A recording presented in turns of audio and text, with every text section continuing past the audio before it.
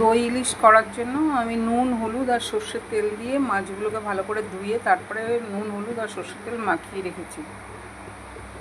দই ইলিশটার জন্য একটা মশলা তৈরি করছি। এখানে সর্ষের গুঁড়ো নিয়েছি, পোস্ত নিয়েছি, কাজু বাদাম নিয়েছি, কাঁচা লঙ্কা, একটু নুন, চিনি আর একটু সামান্য হলুদ আর এক বাটি দই। সব দইটা দিয়েই পেস্ট করে নেবো একসাথে।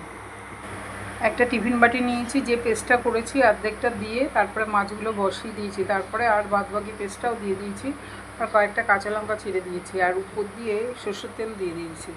তো আমি এখানে কড়াইতে তো গরম জল বসিয়েছি, তো এইটা এখানটায় বসিয়ে দেবো, ঢাকনাটা দিয়ে দেবো। ঢাকনাটা দিয়ে দিয়েছি, তো গরম জলের মধ্যে বসিয়ে দিয়েছি। তো এবার 25 থেকে 30 মিনিট ফুটিয়ে নেবো জলটা, তাহলেই হয়ে যাবে ভাপে।